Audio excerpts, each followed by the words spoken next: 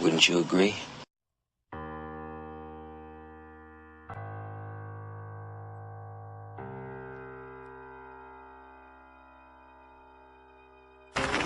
What we're going to talk about now is simply some keys to self-motivation. And all of us have motivation of some sort. I define motivation as the desire to achieve that which you believe to be worthwhile. And many people go through life never getting in touch with their greatness because of the lack of motivation to push themselves, or because they have not found something that they believe to be worthwhile to challenge them. I heard a poem once that said, many a flower has bloomed unceasingly and wasted sweetness upon the cold desert air. It's translated, that means simply that many a talented persons have gone unnoticed, and the world never had a chance to be exposed to their talent because that person did not take the time to begin to express or to demonstrate or to motivate themselves in the direction to bring that which they came into the universe to bring. How can you measure your motivation? How can you evaluate where you are on a scale of 1 to 10? Let's do this for ourselves mentally. How do you rate yourself from 1 to 10? Your mental attitude about yourself, how you feel about you, how you feel about life. How do you rate yourself on a scale of 1 to 10 in terms of your physical appearance, in terms of your health? Do you take care of yourself?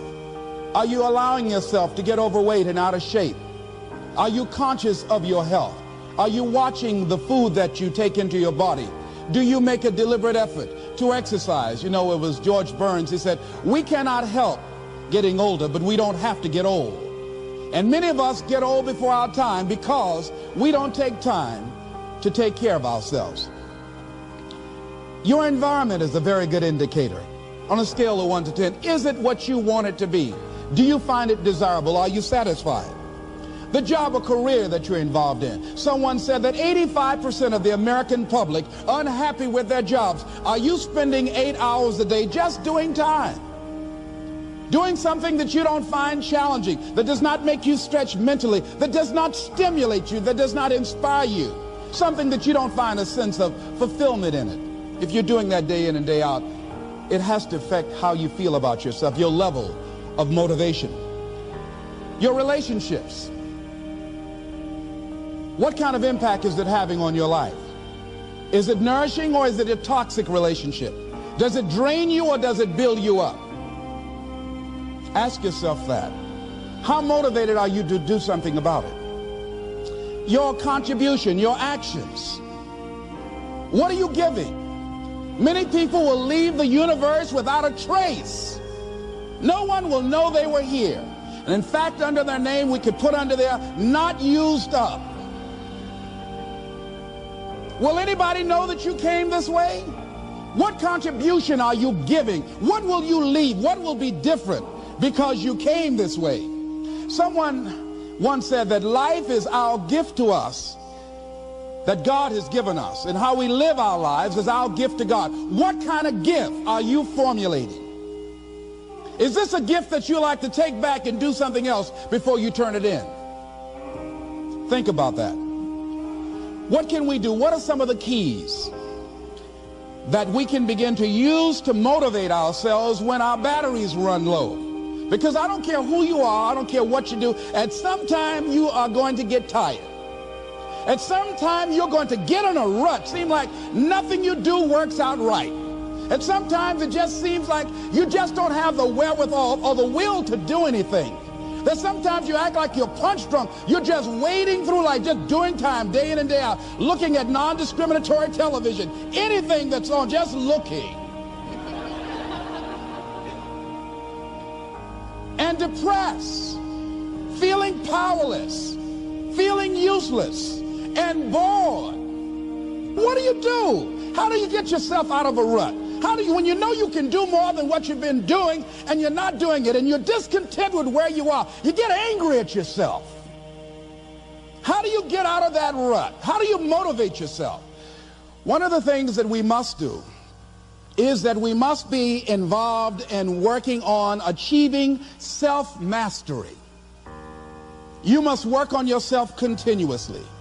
Never be satisfied with yourself. Always know that as you invest the effort and time on you, that's the greatest ability that human beings have above animals. See, a dog can't be anything but a dog. Tree can't be anything but a tree. Human being, you've got unlimited potential. You can put effort on you, and by concentrating on you and developing you, you can transform your life wherever you are right now. So you want to work on yourself. You want to read books that inspire you and motivate you. You want to listen to tapes over and over and over again. And I suggest that you listen to tapes when you first get up in the morning. You want to control the spirit of your day. When you first wake up in the morning, your mind is operating at 10.5 wave cycles per second. That's when the subconscious mind is most impressionable. Whatever you hear in the first 20 minutes when you wake up, that will affect the spirit of your day. When you listen to tapes, listen with relaxed belief, believing that this can happen for you.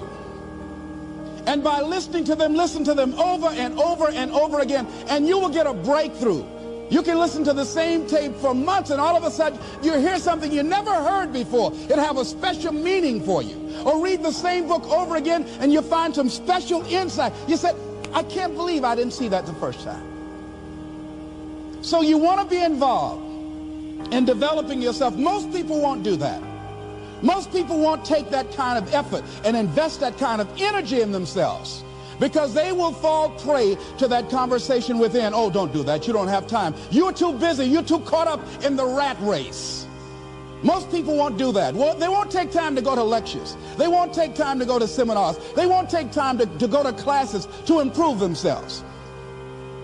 And as you continue to work on yourself, you will begin to expand your vision of yourself.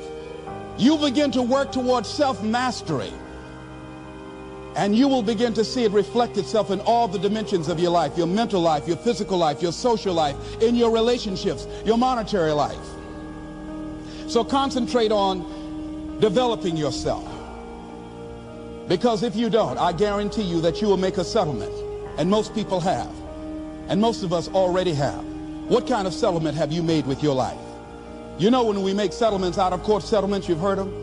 That means that you decided to take something less than what you originally wanted to get had you gone into court.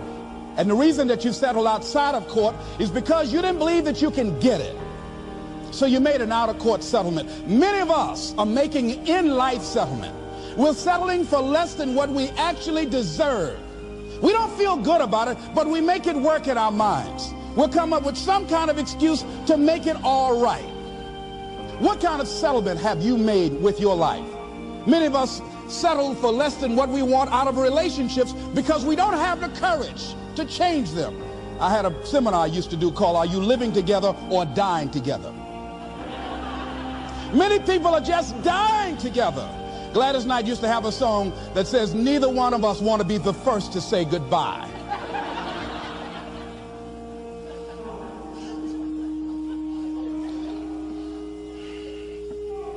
The next thing is, in order to begin to find some keys to self-motivation to drive yourself, in addition to working on yourself, and as you work on yourself, you feel good about yourself, and as you feel better about yourself, you treat yourself differently. Develop a health plan. See, you can't feel well and do well if you don't have good health. You can't perform if you don't have your health. Your health is valuable. Develop a health plan. A plan that you will follow, because this is the only vehicle that you have to carry you through this experience called life. And you want to take good care of it because you love you enough. You care enough about you. And that's not easy. It is not easy having a health plan and sticking to it. But you're worth it doing it again and again and again. I have lost 22 pounds several times. I always do it. I love potato chips. People who know me know I love M&M peanuts. I love peanut butter and jelly sandwiches. I love my mother's sweet potato pie. I love this. It's not always on my health plan, but I put it on there sometimes. I said life is too short to go without sweet potato pie. If I go tonight, I want you to slip a slice of sweet potato pie in my casket and watch the smile on my face. Next thing is, as you take care of yourself, the next key is keys to motivation, to self-motivation. You want to live life with energy and passion. You want to make a conscious effort to be lively. See, in life, you either saying hello or goodbye. You either on the way or in the way. Leave dead people alone. Some folks just walking around looking sad. How you doing, honey? Stay away from these people. Just go away from them. It affects you.